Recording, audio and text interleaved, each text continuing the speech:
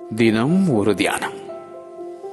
உன்னதத்தில் இருக்கிற தேவனுக்கு மகிமையும், பூமியிலே சமாதானமும், மனுஷர் மேல் பிரியமும் உண்டாவதாக. லூக்கா எழுதின சுவிசேஷம் அதிகாரம் 2 வசனம் 14. சமாதானத்தை உங்களுக்கு வைத்து போகிறேன், என்னுடைய சமாதானத்தையே உங்களுக்கு கொடுக்கிறேன் என்றார் இயேசு. அவருடைய நாமம் சமாதான பிரபு எனப்படும் என உரைத்த அந்த ஏசாயா தீர்க்கதரிசி. நமக்கு சமாதானத்தை உண்டு பண்ணும் ஆக்கினை அவர் மேல் வந்தது. அவரே சமாதான காரணர்.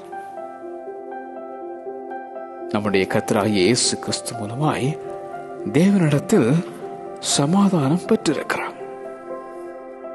சமாதானத்தின் கர்த்ததாமே எப்பொழுதும் சகல விதத்திலும் உங்களுக்கு சமாதானத்தை தந்தருளுவாராக என எழுதும் அப்போஸ்தலனாகிய பவுல். சமாதானம் தரும் இயேசுவை நீயும் சார்ந்தர். உன்னதத்தில் இருக்கிற தேவனுக்கு மகிமையும், பூமியிலே சமாதானமும், மனுஷர் மேல் பிரியமும் உண்டாவதாக. உன்னதத்தில் இருக்கிற தேவனுக்கு மகிமையும், பூமியிலே சமாதானமும், மனுஷர் மேல் பிரியமும் உண்டாவதாக. ஆமென்.